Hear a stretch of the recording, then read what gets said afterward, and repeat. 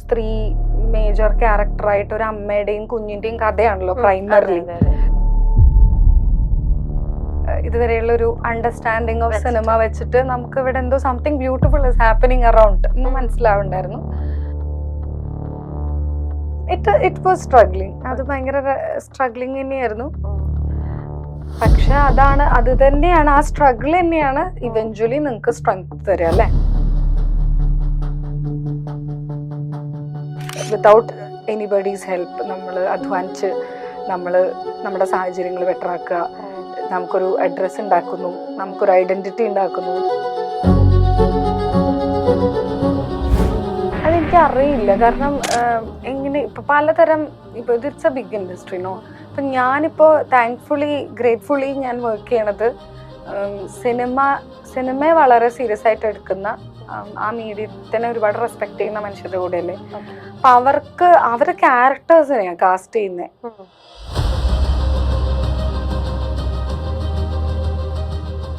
മഹാരാജാസിൽ പഠിച്ചു കഴിഞ്ഞ ഉടനെ ഞാൻ ഒറ്റയ്ക്ക് താമസിക്കാൻ തുടങ്ങിയ ഒരാളാണ്. അപ്പോൾ തീർച്ചയായിട്ടും എനിക്ക് ആ സമയം തൊട്ട് എൻ്റെ കാര്യങ്ങൾ ഞാൻ തന്നെയാണ് ചെയ്യുന്നത്. I M not dependent on anybody.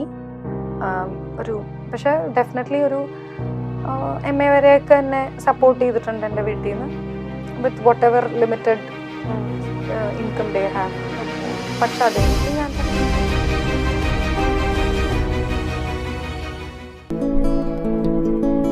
നമ്മൾ കാണുന്ന ഒരു നിസ്സഹായതയുണ്ട്. അതാണ് ശരിക്കും ആ സിനിമയുടെ കാതൽ എന്ന് പറയുന്നത്. യഥാർത്ഥ ജീവിതത്തിൽ കൈക്കൊണ്ടിട്ടുള്ള നിസ്സഹായതയാണോ അത് ചിദംബരം മാജിക്കിലെ നിസ്സഹായയുടെ ക്യാരക്ടറിലേക്ക് അർച്ചന പത്മിനിയെ എത്തിച്ചത്? ഈശ്വര, ഒരു നിസ്സഹായതയുടെ ഫേസ് ആണ് നമ്മള് കാണുന്നത് ആ മൂവിയിലും നേരിട്ടും. അതുകൊണ്ടാണ് ഞാൻ അങ്ങനെ ചോദിക്കാൻ. എന്റെ മുഖത്തിന് അങ്ങനെ പ്രശ്നം ഉണ്ടെന്നാണോ? അല്ല, നിസ്സഹായതയിൽ അങ്ങനെ ഇല്ലാന്ന് തോന്നുന്നു. കുറച്ചും കൂടെ എന്താ പറയാ, വാക്ക് വേറെയാണ്. ഇന്നസെൻസ് ആണോ? ഇന്നസെൻസ് ഉണ്ട്. അത് എനിക്ക് തോന്നുന്നു അത് പോവാണ്ട് സൂക്ഷിക്കുന്നുണ്ട്, കറപ്റ്റഡ് ആവാതെ സൂക്ഷിക്കുന്നുണ്ട്. അല്ലാണ്ട് അങ്ങനെ ഭയങ്കര നിസ്സഹായാണെന്ന് എനിക്ക് തോന്നണില്ല. അപ്പൊ ചിദംബരം എന്ന് പറയുന്ന ഒരു ഡയറക്ടർ ഇങ്ങനെ ഒരു റോളിലേക്ക്, ഷേർലി എന്ന് പറയുന്ന ഒരു റോളിലേക്ക് ചേച്ചീനെ കാസ്റ്റ് ചെയ്തതിന്റെ ഒരു റീസൺ ചേച്ചി തന്നെ വിശ്വസിക്കുന്നത് എന്താ? നമ്മള് വിശ്വസിച്ചത് ഈ ഒരു നിസ്സഹായതയാണെന്നാണ്, ചേച്ചി വിശ്വസിച്ചത് എന്താണ്? അത് വളരെ ടെക്നിക്കലായ ഒരു പ്രോസസ്സായിരുന്നു. എന്നുവെച്ചാൽ നമ്മളെ ഓഡീഷൻ ചെയ്യണം. നമുക്കൊരു സ്ക്രിപ്റ്റ് തന്നിട്ടുണ്ട്. ആ സ്ക്രിപ്റ്റിന്റെ ഓഡീഷൻ വീഡിയോ കാണുന്നു. ആൾ ഒരുപാട് പേര് ഓഡീഷൻ ചെയ്യുന്ന കൂട്ടത്തിൽ ആ ക്യാരക്ടറിന് ഓക്കെ ആവുന്നു എന്നുള്ളതാണ്. അത് കാരണം ഓഡീഷൻ ചെയ്ത വീഡിയോ അവർക്ക് ഭയങ്കരമായിട്ട് ഇഷ്ടമായിരുന്നു എന്ന് എന്നോട് പലതവണ ചിദംബരവും എൻ്റെ സുഹൃത്ത് വിഷ്ണു ആണ് അതിനകത്ത് AD ആണ് ആള്. വിഷ്ണു ആണ് എന്നെ വിളിച്ചത്, കമ്മ്യൂണിക്കേറ്റ് ചെയ്യണത്. ഗണപതിയാണ് അത് എന്നെ വിളിക്കാൻ പറയുന്നത്. സ്വാഭാവികമായിട്ടും അതിനുശേഷം നമ്മൾ സെറ്റിൽ പോകുമ്പോഴും ഒക്കെ എന്നോട് ആ ഓഡീഷൻ ക്ലിപ്പ് നന്നായിരുന്നു എന്ന് എന്നോട് പറഞ്ഞിട്ടുണ്ടായിരുന്നു. എന്തായിരുന്നു ആ ഓഡീഷൻ പ്രോസസ്? ഒന്നുമില്ല, അവരെനിക്കൊരു സ്ക്രിപ്റ്റ് അയച്ചു. ആ സ്ക്രിപ്റ്റ് മനസ്സിലാക്കിയിട്ട് ഞാൻ തന്നെ ഒരു സുഹൃത്തിനെ വെച്ചൊരു വീഡിയോ ഷൂട്ട് ചെയ്ത് അയച്ചു കൊടുത്തു. ഈ ക്യാരക്ടർ ആക്ച്വലി നമ്മൾ പറയും ഇങ്ങനെ എല്ലാവർക്കും ഒന്നും ക്യാരക്ടറിന്റെ ഫുൾ ഡെപ്ത് സിനിമയിൽ അഭിനയിക്കുന്നതിന് മുന്നേ അണ്ടർസ്റ്റാൻഡ് ചെയ്യാൻ പറ്റില്ല. സിനിമ അഭിനയിച്ച് കഴിയുമ്പോഴായിരിക്കും സ്ക്രീനിൽ നിന്ന് നമ്മൾ ക്ലിയർ ആവുക എന്നുള്ളത്. പക്ഷെ ഒരു ക്യാരക്ടറിന്റെ ഡെപ്ത് ശരിക്കും സ്ക്രിപ്റ്റ് വായിച്ച സമയത്തോ അല്ലെങ്കിൽ പറഞ്ഞു തന്ന സമയത്തോ ചേച്ചി ഉൾക്കൊണ്ടിരുന്നോ? ഞാൻ സ്ക്രിപ്റ്റ് വായിച്ചിട്ടില്ല. സ്ക്രിപ്റ്റ് വായിച്ചിട്ടുമില്ല. എനിക്ക് എൻ്റെ ക്യാരക്ടർ സിനിമയിൽ എങ്ങനെയാണ് പ്ലേസ്ഡ് ആവാൻ പോണത് എന്നുള്ളതിനെ പറ്റി വളരെ കുറച്ച് ധാരണയുണ്ടായിരുന്നുള്ളൂ. ഈ ഐഡന്റിറ്റി ആയി ബന്ധപ്പെട്ട് സംഭവിക്കുന്നത് എന്തെന്ന് എനിക്കറിയായിരുന്നു. പക്ഷെ ഇതെങ്ങനെയാണ് ഷേർലി ഏത് രീതിയിലാണ് സിനിമയ്ക്കകത്ത് പ്രസന്റ് ചെയ്യപ്പെടാൻ പോണേ എന്നുള്ളത് ഒരുപാട് ഡീറ്റെയിൽഡ് ആയിട്ടൊന്നും ഞാൻ മനസ്സിലാക്കിയിട്ടുണ്ടായിരുന്നില്ല ആ സമയത്ത്. ഇല്ലില്ല. ഇൻഫാക്ട് എനിക്ക് വളരെ വളരെ വേഗമായിട്ടുള്ളൊരു ഐഡിയ ആണ് തന്നിട്ടുള്ളത്. പക്ഷെ ആ സമയത്ത് ആ ഷോട്ടിന് ആവശ്യമുള്ള ഇൻഫർമേഷൻ, അവിടുന്ന് വേണ്ട ഇമോഷൻ എന്താണെന്ന് മാത്രമാണ് എൻ്റെ അടുത്ത് കമ്മ്യൂണിക്കേറ്റ് ചെയ്തിട്ടുണ്ടായിരുന്നത്. പിന്നെ നമ്മള് ഇപ്പൊ ചിദംബരത്തെ പോലെ ഒരാളുടെ കൂടെ അല്ലെങ്കിൽ ഷൈജു കാലത്ത് പോലെ ഒരാൾ ഷൂട്ട് ചെയ്യണു. അപ്പൊ ആ സമയത്തൊന്നും നമ്മൾ അങ്ങനെ അതിനെപ്പറ്റി ഒരുപാട് ബോധേഡ് അല്ലല്ലോ. നമുക്കറിയാലോ എന്തായിരിക്കും they ഔട്ട്പുട്ട് will എന്ന്. do some magic അതെ, അതെ, together അതെ. and you're just being part of it Yeah. എന്നുള്ളത്. ഉം. അപ്പൊ എനിക്ക് പ്രോസസ്സ് രസമായിരുന്നു. ഉം. ഞാൻ ഇടയ്ക്കൊക്കെ ചെന്നിട്ട് എനിക്കൊരു കഥ വേണം, എനിക്ക് എന്താ അവിടെ നടക്കണം എന്ന് മനസ്സിലാവില്ല എന്നൊക്കെ പറയായിരുന്നു. ഉം. So I built my own back story. ഉം. അതെല്ലാ ആക്ടേഴ്സും ചെയ്യണതാണ്. അവർക്ക് നമുക്ക് വർക്ക് ചെയ്യാൻ ഒരു ബാക്ക് സ്റ്റോറി ഉണ്ടാക്കി. ഉം. അതിപ്പോ എനിക്ക് മാത്രമേ അറിയുള്ളൂ. ആ കഥ എന്താ അത് എക്സ്ക്ലൂസീവ് ആയിട്ട് പറയാൻ താല്പര്യമുണ്ട്. എന്തായാലും അത്ര ഇൻട്രസ്റ്റിംഗ് ആയിരിക്കില്ല. പക്ഷെ അത് അങ്ങനെ ഒരു ബാക്ക് സ്റ്റോറി ഉണ്ടാക്കിയിട്ട് അപ്പൊ അവര് പറയുന്നതനുസരിച്ച് ആ ഓക്കെ. ഷോട്ട് ചെയ്യണമെന്നല്ലാണ്ട് ഒന്നുമില്ല. ചേച്ചിക്ക് അറിയുന്ന ഒരു കഥ വെച്ചിട്ട് ചേച്ചി തന്നെ ഒരു ബാക്ക് സ്റ്റോറി ഉണ്ടാക്കി പ്രിപ്പയർ ചെയ്തു. അങ്ങനെയല്ല, ഇപ്പൊ നമ്മളൊരു 1-2 ഷോട്ടൊക്കെ ചെയ്തപ്പോ എനിക്ക് മനസ്സിലായി ഒരു ക്യാരക്ടറിന്റെ മൂഡ് എന്തായിരിക്കും. നമ്മള് അസ്യൂം ചെയ്തു. അപ്പൊ നമുക്ക് അതത് സീനുകളിൽ ഷോട്ടുകളിൽ എന്ത് തരം എന്താ വേണ്ടേന്ന് നമ്മളുടെ അടുത്ത് വളരെ ക്ലിയർ ആയിട്ട് പറഞ്ഞു തരുന്നുണ്ടല്ലോ. അപ്പൊ നമുക്കതിന്ന് നമ്മൾ മനസ്സിലാക്കുന്ന ഒരു കാര്യം അത് വെച്ചിട്ട് എനിക്കൊരു കഥയൊക്കെ ഉണ്ടാക്കി, ഷെർലിക്ക് ഒരു കഥ, ഒരു ബാക്ക് സ്റ്റോറി ഒക്കെ ബിൽഡ് ചെയ്ത് അത് വെച്ചിട്ടാണ് ഞാൻ പിന്നെ, ബിക്കോസ് നമുക്ക് എന്തെങ്കിലും വേണമല്ലോ ഒരു മെറ്റീരിയൽ വർക്ക് ചെയ്യാൻ. പക്ഷെ എന്ത് തരം മൂഡാണ് അതത് ഷോട്ടുകളിൽ വേണ്ടത്, അതിന്റെ ലെവൽ എന്താണ്, അത് എത്രത്തോളം പോണം, എത്രത്തോളം കുറയണം, കൂടണം എന്നൊക്കെ ഉള്ളത് വളരെ കൃത്യമായിട്ട് കമ്മ്യൂണിക്കേറ്റ് ചെയ്തിരുന്നു. അതുകൊണ്ട് അതൊരു പ്രോസസ് ആ അർത്ഥത്തിൽ നമുക്ക് വളരെ സിമ്പിൾ ആയിട്ടാണ് ചെയ്യാൻ പറ്റും. അതായത് ഡയറക്ടർ അത് വളരെ സിമ്പിൾ ആക്കിയിട്ടാണ്. ഇപ്പൊ നമ്മൾ we just had to be there, present ആയിട്ട് with all our senses open അവിടെ ആയിരിക്കുക. അത് മാത്രമേ വേണ്ടി വന്നുള്ളൂ. ശരിക്കും ചേച്ചി വർക്ക് ചെയ്ത സിനിമകൾ വെച്ച് നോക്കുമ്പോൾ എനിക്ക് തോന്നുന്നു ഒരുമാതിരിപ്പെട്ട നല്ല കുറച്ച് ടീമിന്റെ കൂടെയാണ് ചേച്ചിക്ക് വർക്ക് ചെയ്യാൻ ഒരു അവസരം കിട്ടിയിട്ട്. ഇതിന് മുന്നേ ചെയ്തിരിക്കുന്ന മൂവീസ് എല്ലാം അങ്ങനെ തന്നെയാണ്. ബാലനാണെങ്കിലും അത് തന്നെയാണ് അതിന്റെ ഒരു കൺക്ലൂഷൻ. അപ്പൊ ഇതിനു മുന്നേ ഞാൻ ചേച്ചി പറയുന്നത് കേട്ടിട്ടുണ്ട്, മാനിഫെസ്റ്റേഷനിൽ വിശ്വാസം ഉണ്ടായിരുന്നില്ല, പക്ഷെ ഇതൊക്കെ ഇങ്ങനെ ക്യൂറേറ്റ് ചെയ്ത് വന്നപ്പോ മാനിഫെസ്റ്റേഷനിൽ വിശ്വസിച്ച് തുടങ്ങി എന്നുള്ള രീതിയിൽ ഈ ബാലൻ ഒരു മാനിഫെസ്റ്റേഷൻ ആയിരുന്നോ? മാനിഫെസ്റ്റേഷൻ എന്നൊക്കെ പറയുന്ന ആളുകൾ അതിന്റെ വളരെ അങ്ങനെ ഭയങ്കര പ്ലെയിൻ അർത്ഥത്തിൽ എടുക്കുമെന്ന് അറിയില്ല കേട്ടോ. എന്ന് വെച്ചാൽ ഞാൻ ആഗ്രഹിക്കുന്ന കുറെ കാര്യങ്ങൾ നടന്നിട്ടുണ്ട് എന്നാണ് ഞാൻ ഉദ്ദേശിച്ചത്. മറ്റേ രാവിലെ എഴുന്നേറ്റിട്ട് ഇങ്ങനെ മാനിഫെസ്റ്റ് ചെയ്ത് കാര്യങ്ങൾ നടക്കുന്നല്ല. വുമൺ ഫിലിം ഇൻഡസ്ട്രിയിൽ സേഫ് ആണോ? ലോകത്ത് തന്നെ സേഫാന്ന് എനിക്ക് തോന്നണില്ല. എനിക്കിപ്പോ അതെനിക്കറിയാം. എന്നാലും നമ്മൾക്ക് ചേച്ചി ഇത്രയും അടുത്ത മൂവി ആയിട്ട് വർക്ക് ചെയ്യുന്ന ഒരാളാണല്ലോ. എന്ന് വെച്ചാൽ ഒരു ക്യൂറേറ്റർ ആണ്, AD ആയിട്ട് വർക്ക് ചെയ്തിട്ടുണ്ട്, ആക്ടർ ആണ്. ഇതൊക്കെ ഉള്ളപ്പോ മൂവിയാണ് ചേച്ചിയുടെ ഒരു ലോകം. ഇപ്പൊ നമുക്കറിയില്ലേ, ആ ലോകത്ത് വുമൺ സേഫ് ആണോ? Depends on the work and like the work space. Depends on the team you're working with. Depends on the filmmaker and the producer and all of that. പക്ഷെ അത് നമുക്ക് പ്രഡിക്റ്റബിൾ അല്ലല്ലോ. ഒരിക്കലും അല്ലല്ലോ. അതാണ് അത് നമ്മള് അങ്ങനെ ഒരു സേഫ്റ്റി നമുക്കില്ല മോളെ. അങ്ങനെയൊന്നുമില്ല. ബട്ട് ദെൻ ഇപ്പൊ ഞാനിപ്പോ ഞാൻ താങ്ക്ഫുള്ളി ഞാൻ വർക്ക് ചെയ്തിട്ടുള്ള ഫിൽം മേക്കേഴ്സിന്റെ എല്ലാം സെറ്റില്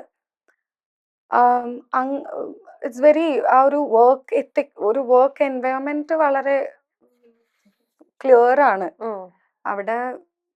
അവിടെ അങ്ങനത്തെ വേറൊരു ഇന്ററാക്ഷനും ഒരു അൺകംഫർട്ടബിൾ സിറ്റുവേഷനും ഒന്നും ഉണ്ടാവുന്ന സാഹചര്യങ്ങളിൽ ഞാനിപ്പോ വർക്ക് ചെയ്യുന്നില്ല. എനിക്ക് തോന്നുന്നു അങ്ങനെയുള്ളവർ എന്നെ വിളിക്കുന്നുണ്ടാവില്ല എന്ന്.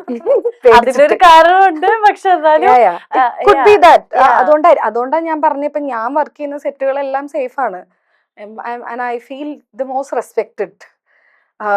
അപ്പൊ അതിന്റെ ഒരു കോണ്ടെക്സ്റ്റും കാരണങ്ങളും ലെയേഴ്സും ഒക്കെ ഉണ്ട് അതിന്. അപ്പൊ അതാണ് എല്ലാ സിനിമ സെറ്റുകളും അങ്ങനെയാണെന്ന് ഞാൻ പറയില്ല. കാരണം അപ്പുറത്തെ ഏതെങ്കിലും ഒരു പെൺകുട്ടി ഇരുന്നിട്ട് എന്റെ അനുഭവം അതല്ല എന്ന് പറഞ്ഞു കഴിഞ്ഞാല് അപ്പൊ ഞാൻ ആ സ്പേസ് അങ്ങനെ വിടും. ബട്ട് എന്റെ കുറച്ച് നാളത്തെ അനുഭവങ്ങളിൽ എനിക്ക് I felt so respected and safe and comfortable. It is also the young men who are coming in the industry. അവർ കുറച്ചും കൂടി സ്ത്രീകളുമായിട്ട് ഇന്ററാക്ട് ചെയ്തിട്ടൊക്കെ പരിചയമുള്ളവരാണ്. അവർക്ക് അങ്ങനെ ഒരു ഇപ്പോഴത്തെ ഒരു ജനറേഷനിലെ ആൺകുട്ടികൾ അത്ര അവർക്ക് അങ്ങനെ ഒരു സ്ത്രീകളുമായിട്ടുള്ള ഇന്ററാക്ഷൻ ഒന്നും അത്ര എക്സോട്ടിക് ഒന്നും അല്ല. അതുകൊണ്ട് തന്നെ കുറച്ചുകൂടി നമുക്ക് സൗഹൃദങ്ങളൊക്കെ സാധ്യമായിട്ടുള്ള കംഫർട്ടബിൾ ആയിട്ട് വർക്ക് ചെയ്യാനൊക്കെ പറ്റുന്ന ആളുകളും അന്തരീക്ഷവും ഉണ്ടായി വരുന്നുണ്ട്. അത് അങ്ങനെ ബെറ്റർ ആവുകയുള്ളൂ. അപ്പൊ അങ്ങനെയാണെങ്കിൽ പലരും പറഞ്ഞ് ഞാൻ കേട്ടിട്ടുണ്ട് കാസ്റ്റിംഗ് കൗച്ച് ഇപ്പോഴും ഉണ്ട്, നമുക്കതൊക്കെ കുറെ നാള് മുന്നേക്ക് തീർന്നു പോയി, ഇപ്പോഴും സിനിമയിൽ നിലനിൽക്കുന്നുണ്ട് എന്ന് പോലും നമ്മൾ വിശ്വസിക്കാൻ താല്പര്യമില്ലാത്തൊരു കാര്യ. പക്ഷെ അങ്ങനെ ഉണ്ട് എന്നാണ് പറയുന്നത്, കാസ്റ്റിംഗ് കൗച്ചുകൾ ഇപ്പോഴും നിലനിൽക്കുന്നുണ്ട്. ചേച്ചിയുടെ ഒരു അഭിപ്രായത്തിൽ അങ്ങനെ ഒരു കാസ്റ്റിംഗ് കൗച്ച് ഇപ്പോഴും നിലനിൽക്കുന്നുണ്ടോ ശരിക്കും? എനിക്ക് പറയാൻ പറ്റില്ല, കാരണം എന്നോട് വെറുതെ മിണ്ടാൻ തന്നെ ആൾക്കാർക്ക് പേടിയാണ്. പിന്നെ അതുകൊണ്ട് I don't no, like from my experience വളരെ റെസ്പെക്റ്റഡ് ആയിട്ടാണ് എൻ്റെ അടുത്ത് ലോകം പെരുമാറുന്നത് കുറെ നാളുകളായിട്ട്. എന്തുകൊണ്ടാണ് ചേച്ചി ചിന്തിച്ചിട്ടുണ്ട്? ചിന്തിച്ചിട്ടുണ്ട്, definitely. I know, I have set the context for it. എനിക്കത് കൃത്യമായിട്ട് അറിയാം.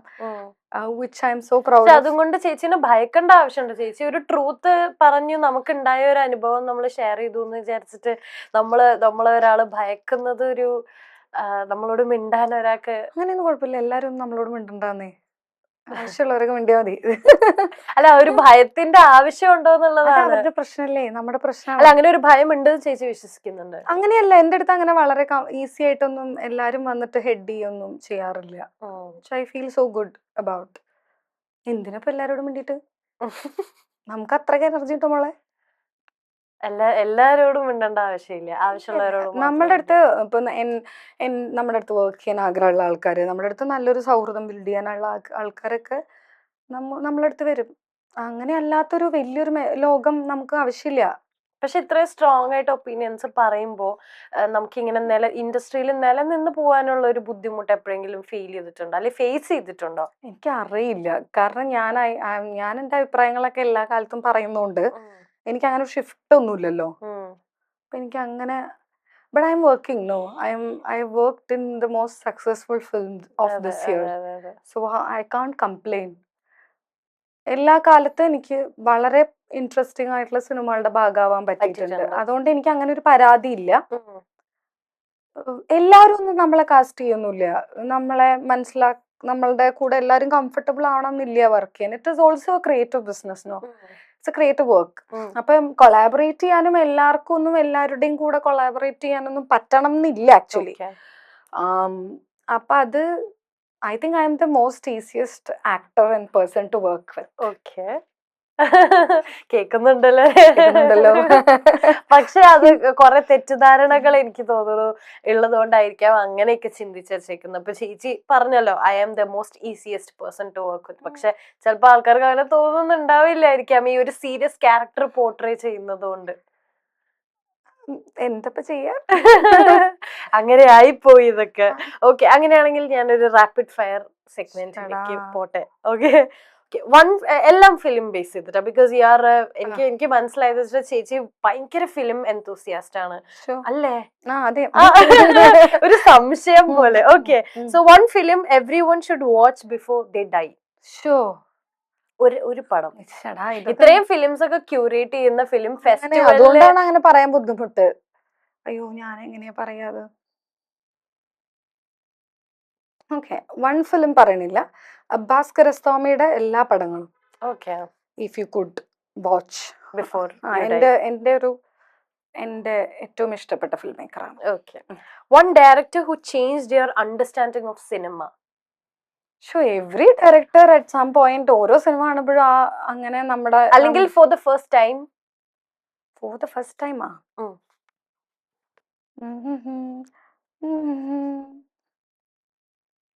ഓക്കെ, നിങ്ങൾ കേട്ടിട്ടുണ്ടാവില്ല, ഒരു ഇൻഡിപെൻഡന്റ് ഫിലിം മേക്കറാണ്.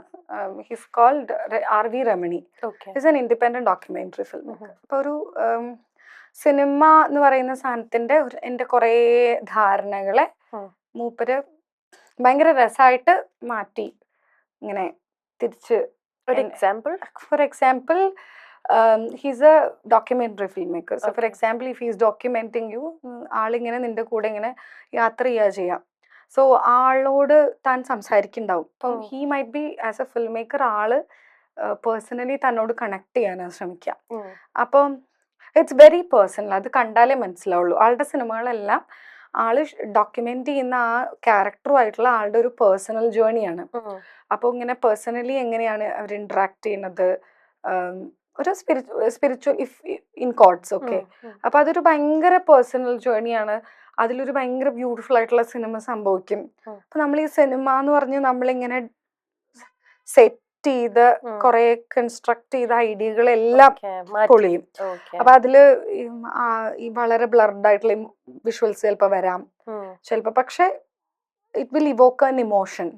നമ്മൾ ഉദ്ദേശിക്കുന്ന ഒരു സംഗതി ആവണം എന്നില്ല, പക്ഷെ ഫിൽം മേക്കർ ആ ക്യാരക്ടറുമായിട്ട് കണക്ട് ചെയ്തിട്ടുണ്ടാവും. അപ്പൊ പല സിനിമകളും ആ അർത്ഥത്തിൽ ഭയങ്കര രസമുള്ള ജേണിയാണ്. പറഞ്ഞാൽ മനസ്സിലാവില്ല, കാണണം. അതെ, എനിക്കൊന്നും മനസ്സിലായി. One performance that left you speechless. അയ്യോ, അങ്ങനെ കൊറേ ഉണ്ട്. One performance. ഉർവശി ചേച്ചിയുടെ എല്ലാ പെർഫോമൻസും സ്പീച്ച്ലെസ്. ഞാൻ കണ്ടിട്ടുണ്ട് ഒരു ഉർവശി ചേച്ചിയുടെ ഒരു മൂവി കണ്ടിട്ട്. ഞാൻ എക്സൈറ്റഡ് ആയി വന്നപ്പോ ഏതോ മനുഷ്യന്മാര് വന്നിട്ട് മൈക്ക് വെച്ചിട്ട് എന്നെ കൊണ്ട് എന്തൊക്കെ പറയിപ്പിച്ചതാ. പക്ഷെ ഉള്ളതല്ലേ പറഞ്ഞത് അബൌട്ട് ഉർവശി ചേച്ചി. I was excited. You feel അയ്യോ എന്തൊരു സന്തോഷം. ഭയങ്കര സന്തോഷമായിരുന്നു. Okay, one myth about the film industry you would like to break.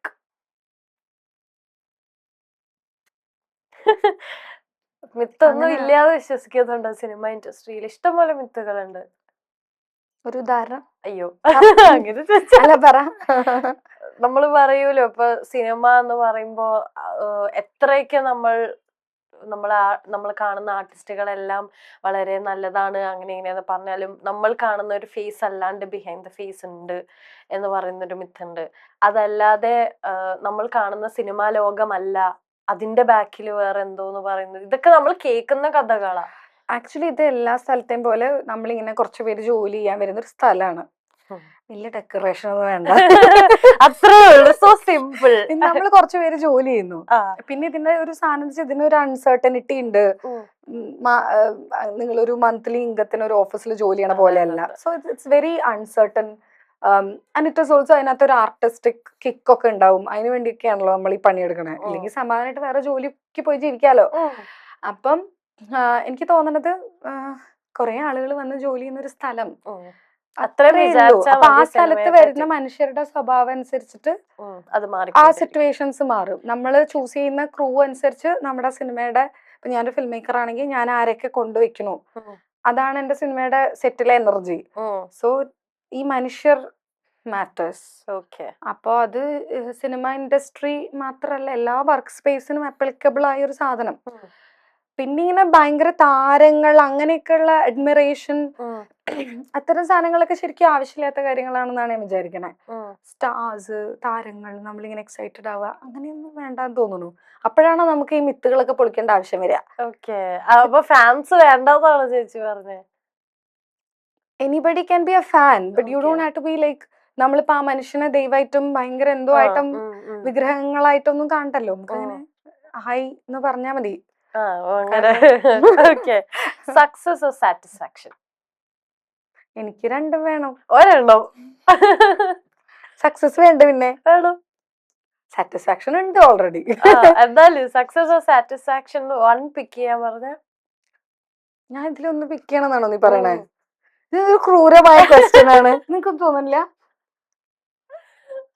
അത്ര ക്രൂരൊന്നുമല്ല.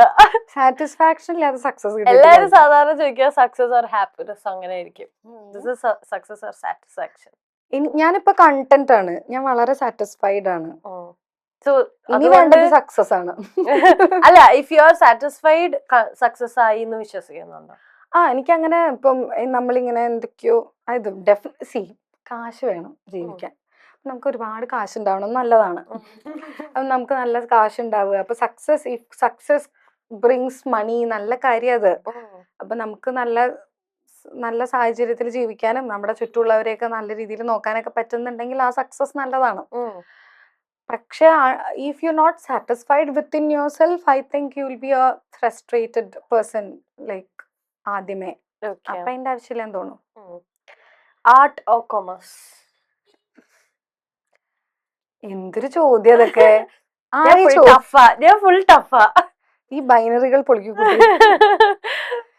ആർട്ട് ഓർ കൊമേഴ്സ് ക്വസ്റ്റ്യൻസ് ഒക്കെ ചോദിച്ചിട്ട് കാര്യമില്ല. ക്ലീഷയാണ്. ആരത് ക്ലീഷയല്ല? അപ്പൊ ഇതെങ്ങനെ ടഫ് ആവും? ടഫാണ്. Tough because you can't choose between this. Art or commerce, as in art. If I'm a filmmaker,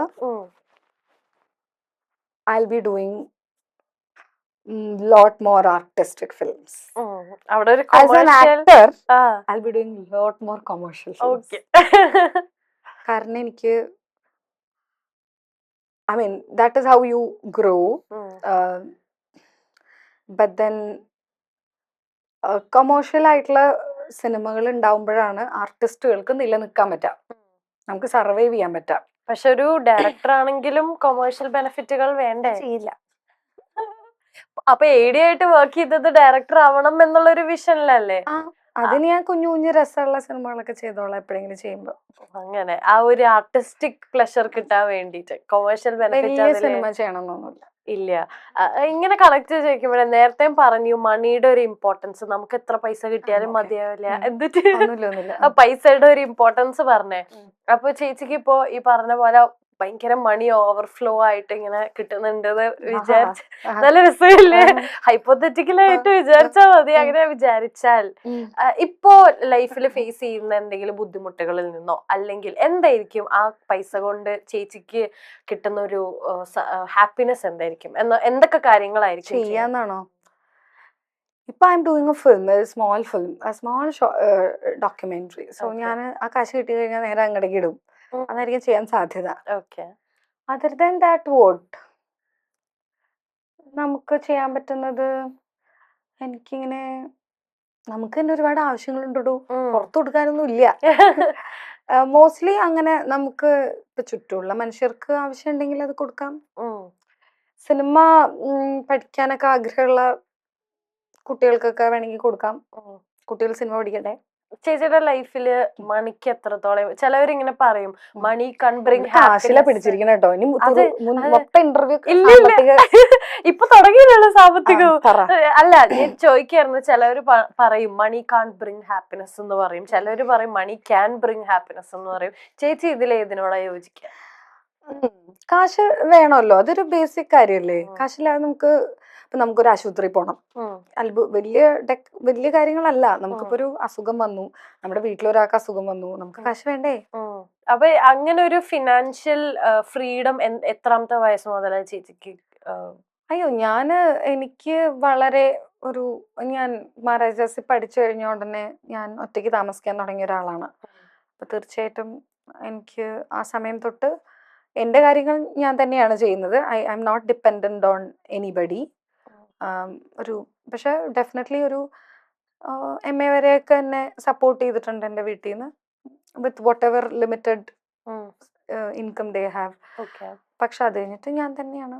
അപ്പൊ അത് സ്ത്രീകൾക്ക് വളരെ ഇമ്പോർട്ടൻ്റ് ആണ്. നമുക്കൊരു സേ ഉണ്ടാവണമെങ്കിലും നമ്മുടെ മൊബിലിറ്റി, നമുക്ക് മൂവ് ചെയ്യാൻ പെട്ടെന്നൊരു ടിക്കറ്റ് എടുത്ത് രാജ്യം വിടാൻ തോന്നിയാൽ ഒക്കെ നല്ലതല്ലേ? ഇപ്പോ ചേച്ചിയുടെ ഒരു നേറ്റീവ് മലപ്പുറം ആണല്ലോ അല്ലെ? അപ്പോ ആ ഒരു ഏരിയയിൽ നിന്ന് വരുന്ന ഒരാളെ സംബന്ധിച്ച് ഒരു ഫാമിലി, ഇപ്പൊ നമ്മള് അങ്ങനെ സ്ഥലത്തെ ഇത് പറയാലോ, പക്ഷെ നമ്മൾ കേൾക്കുന്ന ഒരു ഇത് വെച്ചിട്ട് കുറച്ച് ഉള്ളിലോട്ടൊക്കെ അങ്ങനത്തെ ചിന്താഗതി ഉള്ള ആൾക്കാർ നമ്മളെ മുന്നത്തെ ജനറേഷൻ വരെ അങ്ങനെ ആണല്ലോ. അപ്പൊ അങ്ങനെയുള്ള ഒരു ഫാമിലിയിൽ നിന്ന് ഒരു മൂവി പാഷനായിട്ട് വരിക, ഇൻഡിപെൻഡന്റ് ആവുക, വളരെ യങ് ഏജിൽ ഫിനാൻഷ്യലിയും എല്ലാ രീതിയിലും ഇൻഡിപെൻഡന്റ് ആകുക, എത്രത്തോളം സ്ട്രഗ്ലിംഗ് ആയിരുന്നു ആ ഫേസ്?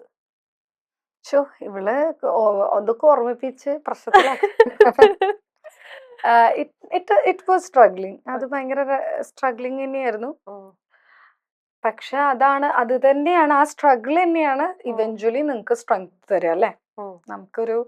നമ്മൾ അത്രയും സ്ട്രഗിൾ ചെയ്തൊരു സാധനത്ത് നമ്മുടെ ഒരു സിറ്റുവേഷൻസ് ബെറ്റർ ആക്കണു വിത്തൗട്ട് എനിബഡീസ് ഹെൽപ്പ്. നമ്മൾ അധ്വാനിച്ച് നമ്മുടെ സാഹചര്യങ്ങൾ ബെറ്റർ ആക്കുക, നമുക്കൊരു അഡ്രസ് ഉണ്ടാക്കുന്നു, നമുക്കൊരു ഐഡന്റിറ്റി ഉണ്ടാക്കുന്നു, നമ്മൾ വർക്ക് ചെയ്യുന്ന സ്ഥലത്ത് പതുക്കെ നല്ല വർക്കുകൾ ചെയ്യണു. അപ്പൊ ഈ എല്ലാ സ്പേസിലും നമ്മൾ അങ്ങനെ സ്ട്രഗിൾ ചെയ്ത് ഏൺ ചെയ്യുന്നതിന്റെ, ഓരോന്നും നേടുന്നതിന്റെ അപ്പൊ നമുക്ക് സന്തോഷം കൂടുമല്ലോ. സന്തോഷം കൂടും. നേരത്തെ ചോദിച്ചില്ലേ സംതൃപ്തി, അതെനിക്കുണ്ട്. I am content, I am happy. It's not because I like വേറെ എവിടെയോ എത്തിയിട്ടൊന്നും അല്ലല്ലോ നമ്മള്. But then I feel content, I feel happy, satisfied. Because നമ്മൾ വരുന്ന സ്ഥലത്തു നിന്നുള്ള ഒരു ജേർണി വെച്ച് നോക്കുമ്പോൾ you are in a very good space. ഞാൻ ഇങ്ങനെ വളരെ കുറച്ച് ആൾക്കാരെ ഇത് പറഞ്ഞ് ഞാൻ കേട്ടിട്ടുള്ളൂ. ഐ എം ഹാപ്പി ആയിരിക്കും. അല്ല, ഐ എം ഹാപ്പി. എല്ലാവർക്കും നമ്മൾ ഭയങ്കര പറയൂല, ഹ്യൂമൻ ഇസ് വെരി ഗ്രീഡി എന്ന്, നമുക്ക് എത്ര കിട്ടിയാലും നമുക്ക് മതിയാവില്ല എന്നൊരു. ഞാൻ ഭയങ്കര സമാധാനി ആയതുകൊണ്ട് ഇപ്പൊ കുറച്ച് അധികം അധ്വാനിക്കാനെന്നുള്ളൊരു നമ്മൾ ഭയങ്കര അംബീഷ്യസ്, ഭയങ്കരമായിട്ട് എന്തോ നേടിയെടുക്കണം എന്ന് പറയുമ്പോൾ നമ്മൾ ചാടി ചില കാര്യങ്ങൾ ചെയ്യല്ലോ, അത് ഇച്ചിരി കുറവാ ഇപ്പൊ. കാരണം ഐ ഫീൽ ഗുഡ്. ഈ ചേച്ചിനോട് സംസാരിക്കുമ്പോ ഞാനൊരു 10 വർഷം മുന്നേ കണ്ടെന്ന് പക്ഷെ നേരിട്ടല്ല, നമുക്ക് അറിയുന്ന അർച്ചന പത്മിനിയിൽ നിന്നും ഇന്ന് എന്റെ മുമ്പിൽ ഇരിക്കുന്ന അർച്ചന പത്മിനി ഭയങ്കര ഡിഫറൻസ് ഫീൽ ചെയ്യുന്നു. ഡിഫറൻസ് പറ. ഒന്നും കൂടെ ഒന്ന് ഷ്രിങ്ക് ആയ പോലെ, ഭയങ്കര അല്ല ഫിസിക്കലി അല്ല ഞാൻ ഉദ്ദേശിച്ച്, എല്ലാം ഭയങ്കര ഓപ്പൺ ആയിട്ട് പറഞ്ഞ് ആ ഒരു ആക്ടിവിസ്റ്റ് എന്നുള്ള വേർഡിനോട് 100% നീതി പുലർത്തിയിരുന്ന അർച്ചന പത്മിനിയിൽ നിന്ന് ഇപ്പൊ ഞാൻ സംസാരിക്കുമ്പോ കുറച്ചും കൂടെ ഒന്ന് ഈ പറഞ്ഞ പോലെ കുറച്ചൊന്ന് ചിന്തിച്ച്, അങ്ങനത്തെ ഒരു അത് ഉണ്ടായ എന്തെങ്കിലും ഒരു നെഗറ്റീവ് ഇൻസിഡൻസ് കൊണ്ടാണോ? അതായത് ഇപ്പൊ ഞാൻ ഈ മുന്നേ ചെയ്ത ഒന്നിനും റിഗ്രറ്റ് ചെയ്യുന്നില്ല, ഞാൻ ആ പറഞ്ഞതിൽ നിന്നൊന്നും പിന്മാറിയിട്ടില്ല. നമ്മളതൊന്നും മാറ്റി പറയോ ഒന്നും ചെയ്തിട്ടില്ലല്ലോ. We are in a process and we also evolve. ഇപ്പൊ നമുക്ക് ആർട്ടിസ്റ്റ് ആവാം, അല്ലെങ്കിൽ നമുക്ക് ആക്ടിവിസ്റ്റ് ആവാം, നമുക്ക് പല കാര്യങ്ങൾ ചെയ്യാം. അപ്പം ഒന്നെങ്കിൽ നിങ്ങളുടെ ആർട്ടിൽ നിങ്ങൾക്ക് പറയാനുള്ളതൊക്കെ പറയാം. അപ്പൊ ഇതൊക്കെ വേറെ വേറെ കാര്യങ്ങളാണ്. അപ്പൊ നമുക്ക് എല്ലാം കൂടി ഒന്നും ഒരാൾക്ക് ചെയ്യാൻ പറ്റില്ല. അപ്പൊ നമ്മൾ you will have to decide. അപ്പൊ ഞാൻ എന്റെ ഹോണസ്റ്റി ഒന്നും എവിടെയും പണയം വെച്ചിട്ടില്ല. I am very honest, I am still honest. It's just that ഇങ്ങനെ. പിന്നെ അന്നത്തെ ഒരു എനർജി എന്ന് പറഞ്ഞു കഴിഞ്ഞാൽ ലിറ്ററലി ഞാൻ ഇന്ന് ഇവിടെ ശരിയാക്കിയിട്ടേ പോകുള്ളൂ എന്നുള്ള മൂടായിരുന്നു. അതെനിക്കിപ്പില്ല. അതെന്ത് കുറച്ചൊക്കെ മനസ്സമ്മാനം നല്ലതല്ലേ? പക്ഷെ നമ്മളുടെ ട്രൂത്തിന് വേണ്ടി ഫൈറ്റ് ചെയ്യുമ്പോ ഫൈറ്റ് ഒന്നും എവിടെ നിർത്തിയിട്ടില്ല. It's just that when you evolve, നമ്മളൊന്ന് ഇൻസൈഡ് കാം ആവുന്നതാ. നമ്മളിങ്ങനെ ഉള്ളിലിങ്ങനെ തീ പോലെ ഇങ്ങനെ തിളച്ചിട്ടൊന്നും വെറുതെ കാര്യമില്ല. മറ്റേ ആർക്കാണ്ടോ വേണ്ടി തിളയ്ക്കുന്ന സാമ്പാർ എന്ന് പറഞ്ഞിട്ട് കാര്യമില്ല. അപ്പൊ നമുക്ക് എന്താ ഇപ്പൊ ഇവിടെ ഇപ്പൊ തനിക്കൊരു ആവശ്യം വന്നു, if it's an injustice I will speak for you. അതിനകത്തൊന്നും ഒരു സംശയമില്ല. I don't have that fear of power. I still don't have. എനിക്ക് അങ്ങനെ ഒരു അധികാരത്തെയും പവറിനെയും പേടിയില്ല. അതിൽ I am very proud of it. And അത് ഭയങ്കരമായിട്ടുള്ള എന്തോ ഒരു ഗ്രൗണ്ടഡ് ആയിട്ടുള്ള ഒരു സ്കൂളിംഗ് എവിടെയോ കിട്ടിയിട്ടുള്ളത് കൊണ്ട് വരുന്ന അതാണ് എൻ്റെ ഒരു ബേസിക്. അപ്പൊ അതൊന്നും എടുത്ത് കളഞ്ഞിട്ടുള്ള ഒരു പരിപാടിക്ക് ഞാനില്ലാതെ. പക്ഷെ നമ്മൾ ഉള്ളിൽ ഇച്ചിരി കാമായി. കാരണം ഇപ്പൊ നമ്മൾ ആക്ടറൊക്കെ ആവുമ്പോഴേ നമ്മൾ എപ്പോഴും രോഷാകുലരായിരിക്കുന്നതേ ഉപകാരപ്പെടില്ല. നമ്മൾ ക്ഷീണിക്കും. എനർജി നമ്മളിങ്ങനെ like if you look around lot of reasons to get angry. അപ്പൊ നമ്മളിങ്ങനെ എപ്പോഴും ദേഷ്യപ്പെട്ടിരുന്നു കഴിഞ്ഞാൽ നമുക്ക് നല്ലതല്ല. സോ നമുക്ക് അങ്ങനെ അല്ലാണ്ട് എങ്ങനെയാ ഇതിനോടൊക്കെ റെസ്പോണ്ട് ചെയ്യാൻ പറ്റുക കുറച്ചുകൂടി കാമായി ആലോചിക്കുന്നു. അന്ന് ഞാൻ വളരെ രോഷാകുലയാണ്, എന്താണ് ഈ ലോകം ഇങ്ങനെ എന്നുള്ളതാണ് വ്യത്യാസം. ഓക്കെ. ഇപ്പൊ ചേച്ചി വുമൺ കളക്റ്റീവ് സിനിമയിലെ ഒരു മെമ്പർ ആണല്ലോ, വുമൺ ഇൻ കളക്റ്റീവ്. അപ്പൊ അത് വെച്ചിട്ട് നമ്മൾ അന്നത്തെ WCCയുടെ കുറച്ച് പ്രസ് മീറ്റ്സും കാര്യങ്ങളും അന്ന് പറഞ്ഞില്ലേ ആൾക്കാര്? അല്ല അതല്ല ആ ഒരു പ്രശ്നങ്ങൾ എന്ന് കണക്ട് ചെയ്ത് ഞാൻ ചോദിക്കും. അന്ന് സമയത്ത് ചേച്ചി പറഞ്ഞിട്ടുണ്ടായിരുന്നു എനിക്ക് ഒരു അസോസിയേഷനിലും ഒരു ട്രസ്റ്റ് ഇല്ല എന്നുള്ള രീതിയിൽ, എന്തിനാണ് പല അസോസിയേഷൻസും ഇവിടെ പ്രവർത്തിക്കുന്നതെന്ന് പോലും അറിയില്ല എന്നൊരു ക്വസ്റ്റ്യൻ എനിക്ക് പറഞ്ഞു ഞാൻ. പക്ഷെ ആ ഒരു ക്വസ്റ്റ്യൻ എനിക്ക് ഇന്ന് ചിന്തിക്കുമ്പോ അത് ചേച്ചി ആ നിലപാടിൽ ഉറച്ചു നിൽക്കുന്നുണ്ടോ എന്നുള്ള ഒരു ക്വസ്റ്റ്യൻ. കാരണം ഇപ്പോ നമ്മളെ മൂവി ഇൻഡസ്ട്രിയിൽ തന്നെ ഏറ്റവും കൂടുതൽ പ്രശ്നം നടന്നുകൊണ്ടിരിക്കുന്ന ഒരു കാര്യമാണ് നമ്മളെ അമ്മ അസോസിയേഷനിൽ നടന്നുകൊണ്ടിരിക്കുന്നത്. താല്പര്യമില്ല, എന്നൊക്കെ എന്നോ വിട്ടു. അതിന് ആ സംഘടനയെ പറ്റിയൊക്കെ സംസാരിച്ച് ഞാൻ സമയം കളയില്ല കേട്ടോ. ഇൻട്രസ്റ്റ് ഇല്ല, നോട്ട് ഇൻട്രസ്റ്റഡ്. അത് വേറൊന്നും കൊണ്ടല്ല, അത് അവരുടെ ഒരു ക്ലബ് അല്ലേ, ആക്ടേഴ്സിന്റെ ഒരു ക്ലബ്. അപ്പൊ എനിക്ക് തോന്നുന്നു ആക്ടർ ആണല്ലോ ഞാൻ ആ അസോസിയേഷൻ ഉണ്ടാവണം എന്ന് എല്ലാവർക്കും ഇല്ലല്ലോ. പിന്നെന്താ പറയുക, അതൊരു ആക്ടേഴ്സ് ക്ലബാണ്, as they themselves call it. അപ്പൊ നമുക്ക് ഇപ്പൊ ഈ ലോകത്ത് മനുഷ്യന്മാര് നിലനിൽക്കാൻ വേണ്ടി സമരമൊക്കെ ചെയ്യുന്ന സമയത്തേ ഐ തിങ്ക് ഈവൻ നിങ്ങൾ നിങ്ങളുടെ കുറച്ച് ഡ്യൂറേഷൻ ഒന്നും അതിനു വേണ്ടി ഒന്നും കളയരുതെന്നാണ് എൻ്റെ ഒരു അഭിപ്രായം. പക്ഷെ unless it is very relevant you know. പിന്നെന്താ അറിയോ, നമ്മള് ഒരു സ്ഥലം നമ്മളിപ്പോ ഒരു I don't know, it's a belief, വളരെ അൺഎത്തിക്കൽ ആയിട്ടുള്ള ഒരു കാര്യമൊക്കെ എവിടെയെങ്കിലും നടക്കുന്നുണ്ടെങ്കിൽ അത് പൊളിയുമ്പോൾ അത് പൊളിഞ്ഞോളും. അത് പൊളിയേണ്ട സമയത്ത് പൊളിയും. അങ്ങനെയാണ്. അല്ല നമ്മൾ നമ്മളത് അതിനെപ്പറ്റി I don't have time for, അതാണ് താൻ പറഞ്ഞ മാറ്റം. അതായത് ഇതിനെ അഡ്രസ് ചെയ്തുകൊണ്ടിരിക്കാൻ എനിക്ക് സമയമില്ല, ബിക്കോസ് ഐ അതാണ് ആം വെരി പണ്ട് much engaged in my work and I am so happy and so proud that I don't have to engage with all of that. And not that വെറുതെ ഇരിക്കല്ലോ നമ്മള്. ആ ഒരു തോട്ടാണ് എനിക്ക് തോന്നുന്നത് ചേച്ചിയുടെ മാറിയത് എന്ന് വേണമെങ്കിൽ പറയാം. കാരണം ഞാനത് ചോദിക്കാനും കാരണം അതിനെപ്പറ്റി എല്ലാ അഭിപ്രായം ഉണ്ടായിരുന്ന ഒരു അർച്ചന ഉണ്ടായിരുന്നു, നമുക്കറിയുന്ന എല്ലാ കാര്യങ്ങളെ പറ്റി. അതെന്തറിയോ, ആ പെർട്ടിക്കുലർ കോണ്ടെക്സ്റ്റില് നമുക്ക് കേരളത്തില് ആ സമയത്ത് വളരെ റെലവെന്റ് ആയിട്ടുള്ള ഒരു കേസ് നടക്കേണ്ടത് നമ്മൾ സംസാരിക്കേണ്ട ഒരു സാഹചര്യം ഉണ്ട്. അപ്പൊ അതുകൊണ്ടാണ് നമ്മളത് ആ സമയത്ത് സംസാരിക്കേണ്ടത്. ഈ സമയത്ത് എനിക്ക് തോന്നുന്നില്ല അതത്ര അതൊന്നും എനിക്ക് അത്ര ഇപ്പൊ ഇന്ത്യയിൽ ചുറ്റും നടക്കണ കാര്യങ്ങളുടെ ഇടയിൽ ഒരു ആക്ടേഴ്സ് ക്ലബിൽ എന്ത് നടക്കണു എന്നുള്ളത് എനിക്കത്ര റെലവെന്റ്. ആസ് ഒരു മൂവി ഇൻഡസ്ട്രിയുടെ പാർട്ട് ആയ ഒരാളെന്നുള്ള രീതിയിൽ അതിനൊരു റെലവൻസ് അല്ല, പക്ഷെ ആ ഒരു അസോസിയേഷൻ കൊണ്ട് കുറെ പേര് ജീവിക്കുന്നുണ്ട്, അസോസിയേഷനിൽ നിന്ന് കിട്ടുന്ന ബെനിഫിറ്റ്സ് കൊണ്ട്. അപ്പോ അതിങ്ങനെ ക്ലാഷസ് ഉണ്ടാവുന്ന കാരണം അവരുടെ ബെനിഫിറ്റ്സ് പോകുന്നു. ഞാൻ അതിന്റെ ഭാഗമല്ലല്ലോ. I mean why should I talk so much about it?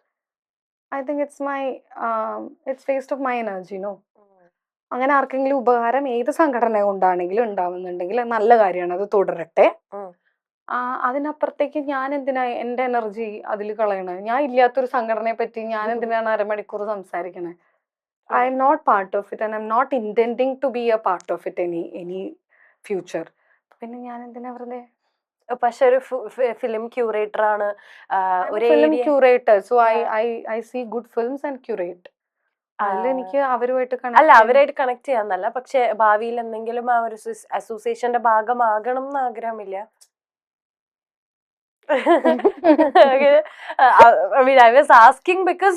നമ്മൾ കാണുന്ന കുറെ ആക്ടേഴ്സ് ഉണ്ട് അവിടെ, നമ്മൾ ഒരുപാട് ഇഷ്ടമുള്ള കുറെ ആക്ടേഴ്സ് അവിടെ ഉണ്ട്, അവരൊക്കെ എനിക്ക് ഇഷ്ടമാണ്.